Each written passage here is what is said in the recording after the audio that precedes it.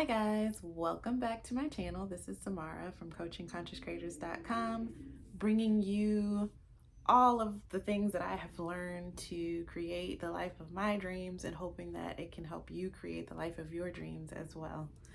So, this is installment 2 of me going through the 20 tools that are in my manifestation toolkit, which you can find if you search my name on Amazon. Please excuse the garbage men outside of my house right now. I have such a hard time getting on here creating content for you guys because my life is super busy. I have small children. My 4-year-old is away for a few days, so I'm going to take advantage of this time to create content that I've been meaning to create for you guys for months.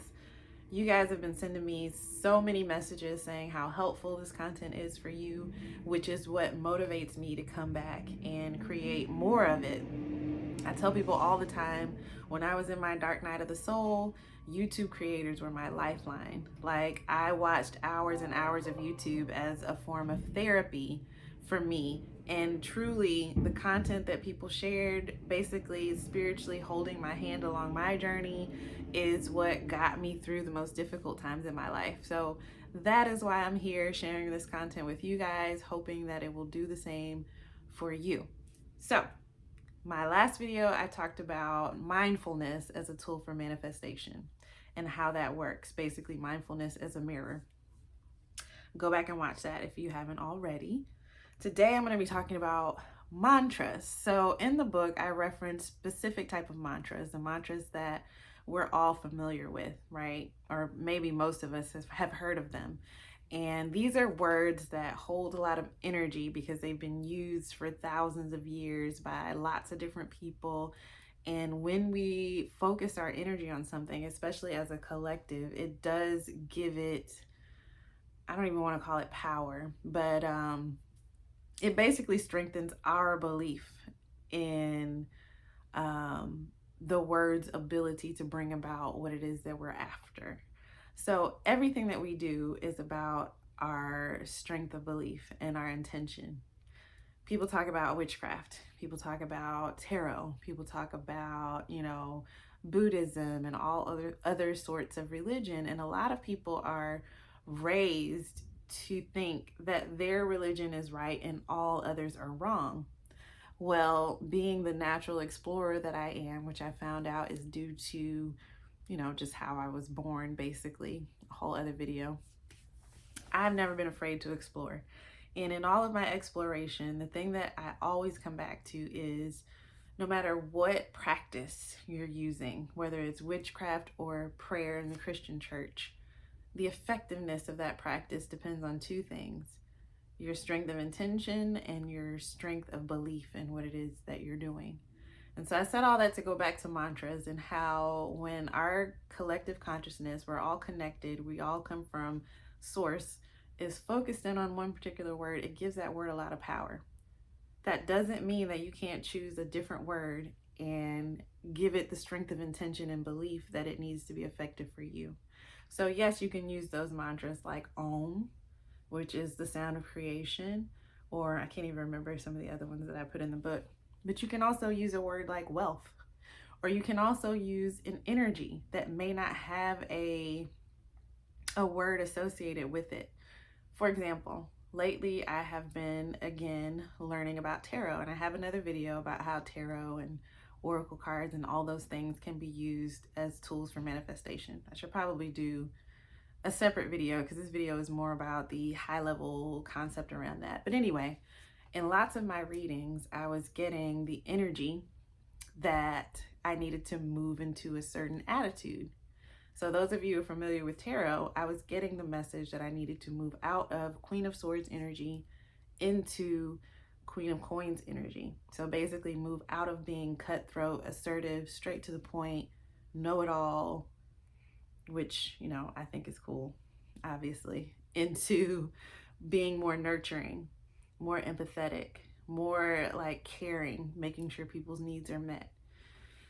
And so that's kind of like a mantra in that for the next several days, I was focused on embodying that energy. Mantras work in a similar way. They focus your intention. so that you can move into and embody a certain energy. So if you're trying to manifest something, you can choose a word. So if you're trying to manifest money and you dig deeper with mindfulness, maybe, and you figure out that money makes you feel secure, you can use the word secure. Secure. That can be your theme. You can write it on your whiteboard, your chalkboard, you can put a sticker up, whatever. And you can, whenever you think about it throughout the day, choose to embody that sense of security. When I chant Om, I am embodying my God self. I am embodying the energy of being able to create something from nothing. If you're trying to manifest a relationship and it's because you want to feel accepted, you know, whatever is at the root, your root motivation for what you're trying to create, you choose that word. And whenever you think about it, just repeat it, repeat it, repeat it in a state of mindfulness and embody it. That's how mantras help us to manifest, because like I always say, manifestation is not about these tools, really. It's about becoming who you want to be. My belief is that we all come here and choose to forget our God self, our original self. And we come here to remember. We come here to explore, really. I mean, nothing ever really dies, is my belief. And I have had a near-death experience, and I should probably do a video about that. It's detailed in the toolkit to kind of give you guys background on who I am. But I know that death isn't the end, which makes me speculate that we do this over and over and over again.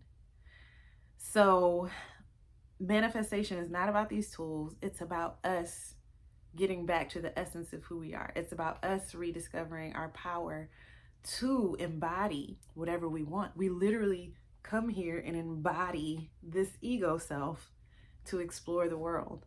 And when we can, and I have a video about Christ consciousness too, which explores the idea that when we can be in this body having forgotten our God selves, and then remember our God selves and be able to do both, be able to fully exist in the physical and also know that we have access to the power to create our experiences, that's when we have reached true Christ consciousness. So I'm saying all of this to say it's a lot of extra, but mantras can help us embody a certain energy. And we can play with this energy. And I think that once we get really good at embodying a certain energy, it becomes a part of this new person that we are becoming. So I needed to, like my entire life, I have embodied this assertiveness and this wit and this ability to be a master with my words and tell it like it is and be really hardcore and not cutthroat, but like, you know, I didn't sugarcoat anything. And at this stage in my life, my higher self, I guess, is saying, hey, it's time to balance that out a little bit. We want to try to, you know, get you to evolve as much as we possibly can. Yeah, you've mastered this, and there are other people who maybe need to go the other way. But it's time for you to be more nurturing, more forgiving. It's time for you to hold your words back sometimes. And I know a lot of people now are experiencing the opposite. Like they know they need to be more assertive.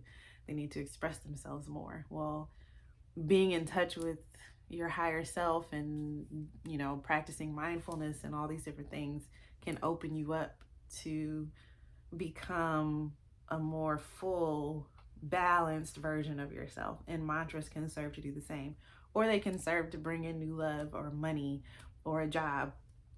I mean, a lot of us, again, back to mindfulness, which is my favorite tool, which is something that I live in all the time, or most of the time, you may be wanting a new job or something like that. And through mindfulness, you can discover blocks. So let's say your block is, I don't think I'm qualified. A mantra that you could use to bring in the energy for you to be able to receive that new job that you've already basically manifested. You just got to receive it.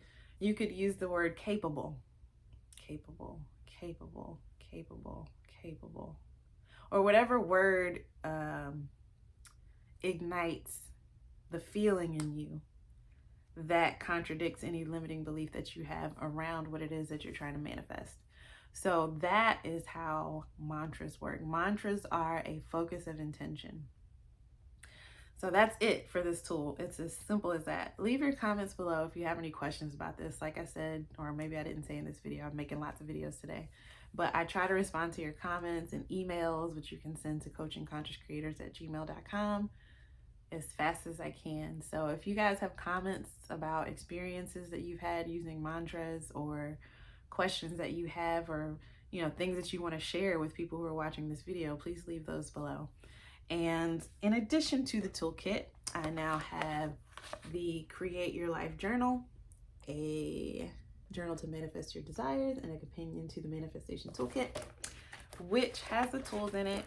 It also has places where you can write down the date of your manifestation, the tool that you've used, and you can come back and write down when you manifested it. Because if you continue in becoming this person you're trying to become using these tools, you will manifest what you desire. I've seen it over and over and over again, and I do it every single day. So I hope you guys enjoyed this video. Again, check me out at coachingconsciouscreators.com. I have a whole list of different sessions that we can do together and different services that I offer if you're interested in that. Thank you guys so much for watching.